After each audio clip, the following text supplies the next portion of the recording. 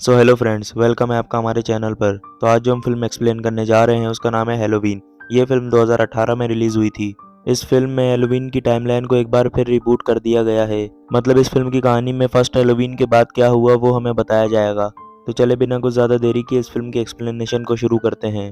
तो जैसा हमने फर्स्ट हैलोवीन में देखा था, लूमिस से 6 गोली खाने के बाद भी माइकल वहां से गायब हो गया था, लेकिन वो ज़्यादा दूर तक नहीं भाग पाया और पुलिस ने उसे पकड़ लिया। इसके बाद कहानी आती है 40 साल आगे और माइकल स्मिथ ग्रुप सैनिटोरियम में बंद है। हम दो क्राइम जर्नलिस्ट एरन और डैना को देखते हैं जो यहाँ अपने पॉडकास्ट के लिए माइकल का इंटरव्यू लेने आए थे। यहाँ वो माइकल के साइकेट्रिस्ट डॉक्टर सार्टेन से मिलते हैं। सार्टेन डॉक्टर लूमिस का ही स्टूडेंट है। लूमिस की डेथ के बाद से वो ही माइकल पर स्टडी कर रहा है। सार्टेन कहता है कि माइकल ने इतने सालों में किसी से एक वर्ड भी नहीं बोला था और कल ही माइकल को एक हाई सिक्योरिटी प्रिजन में ट्रांसफर कर दिया जाएगा। सार्टेन इन दोनों को माइकल तक लेकर जाता है जो कि बाकी कैदियों के साथ बाहर धूप ले रहा था। ये तीनों उसके पास जाते हैं। एरन माइकल के नजदीक जाकर उससे बात करने की कोशिश करता है लेकिन माइकल कोई जवाब नहीं देता। इसके बाद एरन अपने पास से माइकल का मास्क निकालता है इस उम्मीद में कि शायद माइकल उसे देखकर कुछ बोलेगा। माइकल ने उस मास्क को सेंस कर लिया था। मास्क निकलते ही चारों तरफ अफरा तफरी मचने लगती है। सभी पेशेंट्स अजीब तरह से चिल्लाने लगते हैं लेकिन माइकल चुपचाप था। इसके बाद ये दोनों लॉरी का इंटरव्यू लेने उसके घर की तरफ जाते हैं। लॉरी शहर से काफी दूर जंगल में रहती है। गेट पर आकर एरन लॉरी को कॉल करता है और उससे इंटरव्यू लेने की परमिशन मांगता है और लॉरी उसे कोई जवाब नहीं देती। लेकिन फिर डैना बोलती है कि वो उस इंटरव्यू के बदले उसे $3000 देंगे। ये सुनते ही लॉरी गेट ओपन कर उन्हें अंदर आने देती है। हम देखते हैं कि लॉरी ने अपने घर को एक बंकर बनाया हुआ था और चारों तरफ कैमरास लगे हुए थे। कोई भी लॉरी की नजरों से बचकर उसके पास नहीं आ सकता था और ये सारे इंतजाम उसने माइकल की वजह से कर रखे थे। उसने घर के अंदर भी ढेर सारे लॉक लगाए हुए थे। हमें पता चलता है कि लॉरी का 2 बार डिवोर्स हो चुका है और उसकी अपनी बेटी की फैमिली से भी कुछ खास नहीं बनती। जब लॉरी की बेटी 12 साल की थी तभी से उसे लॉरी से छीन लिया गया था क्योंकि वो उसे गलत तरीके से पाल रही थी। एरन लॉरी को बताता है कि कल माइकल को एक हाई सिक्योरिटी प्रिजन में ट्रांसफर किया जाएगा, लेकिन ये सब लॉरी को पहले से ही पता है। एरन कहता है कि तुम्हें चलकर माइकल से मिलना चाहिए, हो सकता है कि वो तुमसे बात करे। लेकिन ये सब सुनकर लॉरी उन दोनों को बाहर का रास्ता दिखा देती है। दूसरी तरफ हेडनफील्ड में हम देखते हैं लॉरी की बेटी कैरन, उसका हस्बैंड रे और उनकी बेटी एलिसन। जैसा हमें पता है कि कैरन लॉरी से ज़्यादा बात नहीं करती और वो एलिसन को भी लॉरी से दूर रखने की कोशिश करती है। एलिसन कैरन से पूछती है कि क्या उसने आज डिनर के लिए ग्रैंड मदर को इनवाइट किया है। इस पर कैरन एलिसन को झूठ बोलती है कि लॉरी ने आने से मना कर दिया। इसके बाद एडिसन अपनी दोस्त विक्की और उसके बॉयफ्रेंड डेव के साथ स्कूल जाती है। रास्ते में डेव एलिसन से पूछता है कि क्या ये सच है कि माइकल लॉरी का भाई है। इस पर एलिसन बोलती है कि ऐसा कुछ भी नहीं, बस ये लोगों की बनाई मनगढ़ंत बातें हैं और वो दोनों रिलेटेड नहीं हैं। स्कूल में एलिसन अपने बॉयफ्रेंड कैमरॉन से मिलती है और कैमरॉन आज एलिसन की फैमिली के साथ डिनर करने वाला था, लेकिन डिनर से ज़्यादा एक्साइटेड वो आज की हैलोवीन पार्टी के लिए था। और यहाँ कैमरॉन का बेस्ट फ्रेंड ऑस्कर भी है। क्लास के दौरान हमें ओरिजिनल हैलोवीन की तरह एक सीन देखने को मिलता है जिसमें लॉरी को विंडो के बाहर माइकल दिखाई दिया था, लेकिन इस मूवी में एलिसन को विंडो के बाहर अपनी ग्रैंड मदर लॉरी दिखाई देती है। लॉरी यहाँ एलिसन को वही $3000 देने आई थी। वो एलिसन से कहती है कि वो इसके बारे में अपनी मॉम को ना बताए। एलिसन लॉरी से कहती है कि वो माइकल को भूल क्यों नहीं जाती, क्योंकि उसी की वजह से लॉरी अपनी सारी फैमिली को खो चुकी है। लॉरी बोलती है कि मैंने तुम्हारी मॉम को आने वाले खतरों के लिए तैयार किया हुआ है, अब भले ही इसके लिए मुझे उससे दूर क्यों ना रहना पड़े। और लॉरी खुद भी माइकल को मारने के लिए तैयार है। उसने अपने घर के पीछे एक शूटिंग रेंज भी बना रखी है जहां वो डेली प्रैक्टिस करती है। अब उसी रात माइकल को कुछ और कैदियों के साथ बस में बिठाया जाता है दूसरी फैसिलिटीज में ट्रांसफर करने के लिए। डॉक्टर सैटन भी माइकल को छोड़ने उस बस में जा रहे थे और वो बस सैनिटोरियम से निकल जाती है। दूर से ही माइकल को यहाँ से जाते हुए देख रही थी। उसे डर था कि माइकल कहीं फरार ना हो जाए और वो ड्रिंक भी करती है। दूसरी तरफ हम एलिसन और उसके पेरेंट्स को डिनर पर देखते हैं। यहाँ कैमरॉन भी एलिसन के पेरेंट्स से मिलने आया हुआ था। रे कहता है कि वो कैमरॉन के फादर रोनी को जानता है और रोनी उसी बच्चे का नाम है जिसने पार्ट 1 में टॉमी को बुली किया था। फिर इन सब से मिलने लॉरी यहाँ पहुँच जाती है। और आते ही वो रे की पूरी अल्कोहल भी पी जाती है। 40 सालों के बाद माइकल को फिर से देखने की वजह से लोरी काफी परेशान थी और कैरन यहाँ पर बहुत एम्बेरस होती है क्योंकि लोरी वहीं पर रोना शुरू कर देती है। एलिसन लोरी को चुप कराती है और लोरी वहाँ से अपने घर चली जाती है। इसके बाद कैरन बताती है कि जब वो छोटी थी तब से ही लोरी ने उसे फाइट करना और गन चलाने की ट्रेनिंग देना शुरू कर दी थी और इसलिए सोशल सर्विस वालों ने कैरन को लोरी से अलग कर दिया था और इसलिए कैरन नहीं चाहती कि लोरी की परछाई भी एलिसन पर पड़े। दूसरी तरफ हम केविन नाम के लड़के को देखते हैं जो कि अपने डैड के साथ हंटिंग ट्रिप पर जा रहा था। दोनों को रास्ते में सैनिटोरियम वाली बस दिखाई देती है जिसका एक्सीडेंट हो गया है और सारे कैदी खुलेआम घूम रहे हैं, ठीक जैसे पार्ट 1 में लूमिस और मैरियन ने कैदियों को बाहर घूमते हुए देखा था। केविन के डैड चेक करने कार से बाहर निकलते हैं और केविन वहीं पुलिस को फोन करता है। जब उसके फादर वापस नहीं आते तो केविन अपनी हंटिंग राइफल लेकर उनको ढूंढने निकलता है। रोड के किनारे पर उसे एक गार्ड जख्मी हालत में मिलता है जो केविन को यहाँ से भाग जाने का बोलता है। केविन फिर बस में देखने जाता है जिसमें वो गलती से डॉक्टर सार्टिन को गोली मार देता है और वहाँ से भागने लगता है। केविन वहाँ से सीधा जाकर अपनी कार स्टार्ट करने की कोशिश करता है लेकिन माइकल जो के बैक सीट पर ही बैठा हुआ था वो केविन की गर्दन तोड़कर इसे भी मार देता है। कुछ देर बाद डेप्यूटी इस जगह पर आ जाता है। उसे केविन के फादर की लाश मिलती है। उसकी गर्दन माइकल ने पीछे ही घुमा दी थी। फिर उसे डॉक्टर सार्टेन भी मिलते हैं जो कि अभी तक जिंदा है। अगले दिन हैलोवीन है। हम एरिन और डैना को देखते हैं जो कि अपने पॉडकास्ट के लिए जूडिथ मायर्स की ग्रेव देखने आए थे। एरिन फिर डैना को बताता है कि कैसे माइकल ने अपनी सिस्टर को मारा था और माइकल दूर से खड़ा होकर इन्हें देख रहा था। इसके बाद ये दोनों एक गैस स्टेशन पर जाकर रुकते हैं जहां माइकल भी इनका पीछा करते हुए आ गया था। डैना यहाँ का वॉशरूम यूज करने जाती है और कुछ ही देर में माइकल भी यहाँ इसके पीछे अंदर आ जाता है। बाहर एरिन देखता है कि किसी ने कैशियर का मर्डर कर दिया था और उसका जबड़ा ही तोड़ दिया था। एरिन को गैराज में एक और मैकेनिक की डेड बॉडी मिलती है जिसके कपड़े माइकल ने पहन लिए थे। इधर वॉशरूम में माइकल डैना के सामने कुछ टूटे हुए दांत फेंकता है जिन्हें देखकर डैना डर जाती है और वहां से भागने लगती है। डैना की चीख सुन के एरन यहाँ आ जाता है और एक क्रोबार से माइकल पर अटैक करता है और माइकल उसका सर दरवाजे में बार बार मारता है और एरन भी यहाँ मारा जाता है। फिर माइकल डैना का भी गला दबाकर उसे मार देता है। फिर माइकल इन दोनों की कार के पास जाता है और उसमें से अपना मास्क निकाल कर पहन लेता है और वैसे अगर देखा जाए तो ये अब तक का बेस्ट मास्क है। दूसरी तरफ लोरी को भी जैसे ही पता चलता है कि माइकल फरार हो गया है तो वो सीधा कैरन के घर पहुंच जाती है। कहती है कि माइकल बाहर आज़ाद घूम रहा है और उन्हें चौकन्ना रहना होगा, लेकिन वो उसकी बातों को इग्नोर करते हैं और लोरी को वहां से भगा देते हैं। फिर शाम होते ही बच्चे ट्रिक और ट्रीट करने निकल जाते हैं और माइकल भी अपने काम यानी किल करने निकल जाता है। इसके बाद हमें काफी अच्छा 2.5 मिनट का वन टेक शॉट देखने को मिलता है जहां माइकल सबसे पहले गैराज में जाकर एक हैमर उठा लेता है। इसके बाद वो एक घर में एंटर करता है और उधर की लेडी को उस हैमर से पीट पीट कर मार देता है। इसके बाद वो उसी किचन से हैमर के बदले नाइफ उठा लेता है। फिर वो उसी लेडी के रोते हुए बेबी के पास जाता है लेकिन माइकल बेबी को नहीं मारता। इसके बाद माइकल इस घर से बाहर निकलकर पड़ोस वाले घर में जाता है। इसमें एक लेडी अपनी दोस्त सैली से बात कर रही थी। माइकल इस लेडी की गर्दन में स्टैप कर उसे भी मार देता है। दूसरी तरफ हम एलिसन को एक हाई स्कूल हैलोवीन पार्टी में देखते हैं। एलिसन को उसकी दोस्त विक्की का कॉल आता है जो कि जूलियन नाम के बच्चे को बेबीसिट कर रही थी।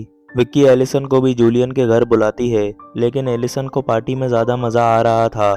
लेकिन जब वो वापस पार्टी में जाती है तो वो देखती है कि उसका बॉयफ्रेंड कैमरॉन किसी और लड़की के साथ लगा हुआ था।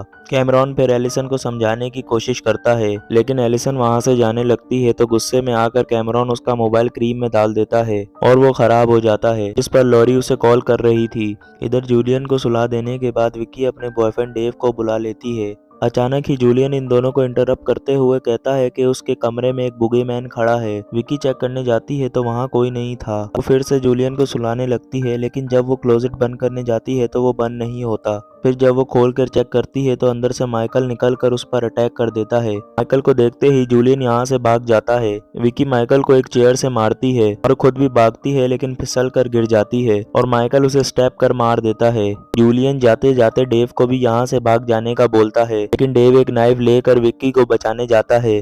फिर दूसरी तरफ हॉकिंस को इन मर्डर की कंप्लेन मिलती है और लॉरी भी इन्हें अपने स्कैनर पर सुन लेती है हॉकिंस जल्द ही जूलियन के घर जाकर चेक करने लगता है। वहीं लॉरी भी यहाँ पहुँच जाती है और कुछ बच्चों को अपने घर जाने का बोलती है।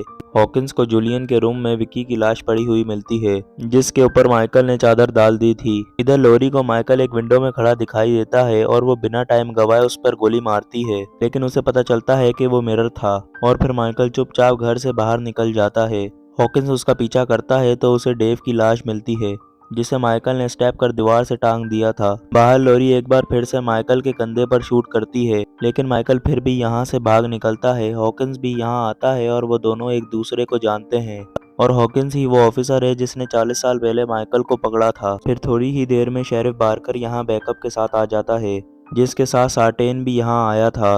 वो लॉरी को देखते ही पहचान लेता है और लॉरी को कहता है कि वो लॉरी और माइकल के बारे में सब कुछ जानता है और लॉरी उसे नया लूमिस कहकर बुलाती है। लॉरी कहती है कि वो हर रात प्रे करती थी कि माइकल सेरेंटोरियम से भाग जाए ताकि वो खुद उसे अपने हाथों से मार सके। फिर दूसरी तरफ ऑस्कर एलिसन को घर छोड़ने आता है और अब क्योंकि एलिसन का कैमरॉन से ब्रेकअप हो चुका है तो ऑस्कर इस बात का फायदा उठाता है और एलिसन के करीब आने लगता है, लेकिन एलिसन उसे भी धक्का मार देती है। दूसरी तरफ साटन हॉकिन को बताता है कि वो माइकल से कितना ऑब्सेस है। वो माइकल के बारे में हर बात जानना चाहता है कि माइकल को मर्डर करके क्या खुशी मिलती है और उसे क्या फील होता है, और इसलिए साटन चाहता है कि माइकल को जिंदा पकड़ा जाए। लेकिन हॉकिंस कहता है कि ऐसा नहीं होने वाला, वो माइकल को देखते ही मार डालेंगे। वो कहता है कि वो गलती वो दोबारा नहीं करेगा जो उसने 40 साल पहले की थी। इधर लॉरी पुलिस वालों के साथ कैरन के घर पहुंचती है और उनसे कहती है कि वो सब उसके घर चलें, वहाँ वो ज्यादा सेफ रहेंगे। वो एलिसन को भी कॉल करने की कोशिश करते हैं, लेकिन एलिसन का फोन तो बंद था। लॉरी एलिसन के लिए एक मैसेज छोड़ देती है कि वो जल्द से जल्द उसके घर पर आ जाए। इधर ऑस्कर की गलती पे एलिसन गुस्सा होकर वहां से चली जाती है और फिर ऑस्कर के पीछे माइकल आता है और ऑस्कर उसको यहाँ का ओनर मिस्टर एल्रॉड समझ रहा था। फिर माइकल ऑस्कर पर अटैक कर देता है और ऑस्कर वहां से भागने की कोशिश करता है, लेकिन वो गेट पर चढ़ नहीं पाता और माइकल उसके पीछे से उस पर स्टेप कर उसे मार देता है। उसकी चीख सुन जब एलिसन वापस आती है तो वो देखती है कि ऑस्कर की डेड बॉडी गेट पर टंगी हुई थी और एलिसन और माइकल का पहली बार आमना सामना होता है। एलिसन तभी वहां से भागती है और लोगों के दरवाजे पीटकर उनसे हेल्प मांगती है। फिर कुछ लोग एलिसन की मदद करने बाहर भी आते हैं और हॉकिंस के वहां आने तक एलिसन उनके पास ही रुकती है। हॉकिंस यहाँ एलिसन को लॉरी के घर ले जाने आ गया था, जबकि लॉरी वहाँ कैरिन और रे को लेकर पहले ही पहुंच गई है। लॉरी के घर में एक सीक्रेट रूम भी था, जिसके अंदर कुछ दिनों का खाना पीना और ढेर सारी गनें रखी हुई थी। लॉरी खुद के और कैरिन के लिए एक शॉट गन निकालती है और रे को एक छोटी सी पिस्टल पकड़ा देती है। लॉरी कहती है कि 40 सालों में माइकल ने आज की रात का इंतजार किया है और मैंने माइकल का। इधर हॉकिंस को माइकल रास्ते में ही दिख जाता है और वो उसे अपनी कार से उड़ा देता है। सार्टेन अपनी कार से उतरकर माइकल के पास जाता है और हॉकिंस से कहता है कि ये मर गया है, लेकिन असल में सार्टेन झूठ बोल रहा था। वो अपने पास से एक नाइफ निकालता है और उसे हॉकिंस के गले में घुसा देता है, जिससे हॉकिंस मारा जाता है। सार्टेन माइकल से इतना ऑब्सेस हो जाता है कि वो किसी भी कीमत पर उसे जिंदा रखना चाहता है। वो ये फील करना चाहता था कि माइकल को मर्डर करने पे क्या खुशी मिलती है और वो ये सब फील करने के लिए माइकल का मास्क भी पहन लेता है। इसके बाद सार्टेन माइकल और उसके मास्क दोनों को ही बैक सीट में डाल देता है, जिसमें एलिसन भी फंसी हुई थी। वो ये भी रिवील करता है कि बस के क्रैश के लिए वो भी रिस्पॉन्सिबल है, इसकी वजह से माइकल आज़ाद हुआ। इसके बाद सार्टेन माइकल को लॉरी के घर ले जाने लगता है। उसे लगता है कि लॉरी से बदला लेने की चाहत ने ही माइकल और लॉरी दोनों को ही जिंदा रखा हुआ है। और इधर लॉरी के घर के गेट पर 2 पुलिस वाले पहरा दे रहे थे। इधर एलिसन को पता चल गया था कि सार्टेन माइकल के पीछे कितना पागल है, तो वो उसे झूठ बोलती है कि माइकल ने उसे बात की थी। ये सुनते ही सार्टेन कार रोक लेता है और ये पूछता है कि माइकल ने क्या कहा था। इतने में माइकल को होश आ जाता है और वो अपना मास्क पहनकर सार्टेन पर अटैक कर देता है और उसे कार से बाहर खींच लेता है। सार्टेन मरने से पहले माइकल को बोलता है कि वो उसकी आवाज सुनना चाहता है और वो माइकल से कहता है से समथिंग, लेकिन माइकल कुछ भी नहीं बोलता और उसकी आखिरी ख्वाहिश पूरी करे बिना ही उसे मार देता है, उसके हेड को अपने पैर से क्रश करके। इसके बाद माइकल अपना क्रीपी हेड टिल्ड भी करता है। मौका देखकर एलिसन जंगल में भाग निकलती है। इधर लॉरी के घर में रे देखता है कि घर के बाहर एक पुलिस कार आई है। रे ये सोचकर बाहर जाता है कि शायद वो एलिसन को लेकर आए होंगे, लेकिन जब वो कार का डोर ओपन करता है तो 2 ऑफिसर्स की लाश उधर पड़ी हुई थी और एक को तो माइकल ने लाल परी ही बना दिया था। रे कुछ रिएक्ट करे उससे पहले ही माइकल पीछे से रे को स्टेप कर मार देता है। मारने से पहले ही रे एक सिग्नल फायर कर देता है, जिससे लॉरी नीचे देखने आती है और माइकल उसे अपने बैकयार्ड में खड़ा दिखता है। वो उसी वक्त डोर लॉक करके कैरिन को बेसमेंट में भेज देती है। और क्योंकि लॉरी डोर के कुछ ज्यादा ही नजदीक खड़ी थी तो माइकल अपना हाथ डोर के अंदर घुसाकर उसे पकड़ लेता है। लेकिन ये लॉरी फट्टू नहीं थी, वो माइकल के हाथ पर शॉटगन चलाकर उसकी 2 उंगलियां ही उड़ा देती है। इसके बाद लॉरी भी भागते हुए बेसमेंट में चली जाती है। लेकिन फिर माइकल घर का डोर ओपन कर अंदर आ जाता है। कुछ देर बाद जब माइकल कोई हरकत नहीं करता तो लॉरी ही बाहर जाने का डिसाइड करती है कि माइकल को खत्म कर सके। लॉरी सबसे पहले क्लोजेट चेक करती है जिसमें माइकल नहीं था। इसके बाद लॉरी एक एक करके सभी रूम चेक करने लगती है और साथ ही उन सब रूम में लॉक भी लगा देती है। लेकिन पता नहीं माइकल कहाँ छुपकर बैठा था। दूसरी तरफ एलिसन जंगल में भागते हुए लॉरी की शूटिंग रेंज में पहुंच जाती है और वहां पड़े मैनिक्विन्स को देखकर डर जाती है। इधर लॉरी भी एक रूम में जाती है जिधर मैनिक्विन्स रखे हुए थे। यहाँ के क्लोजेट में उसे रे की डेड बॉडी मिलती है और फिर माइकल भी एक मैनिक्विन्स के पीछे से बाहर आता है और माइकल लॉरी पर भारी पड़ता है और लॉरी को मारने लगता है और फिर उठाकर लॉरी को बालकनी से बाहर फेंक देता है। इसी बीच एलिसन भी घर में आ जाती है और अपनी मदर को बुलाने लगती है। ये सुन माइकल भी डिस्ट्रैक्ट हो जाता है और जब वो वापस नीचे देखता है तो लॉरी वहां से गायब हो गई थी। कैरेन एलिसन को लेकर फिर से बेसमेंट में छुप जाती है। लेकिन अब माइकल ने ये जगह देख ली थी तो वो बेसमेंट के एंट्रेंस तोड़ने लगता है। इसी बीच कैरेन की नजर जाती है अपनी बचपन वाली राइफल पर जिस पर उसका नाम भी लिखा हुआ था। वो राइफल लेकर खड़ी हो जाती है और माइकल आखिरकार एंट्रेंस तोड़ ही देता है।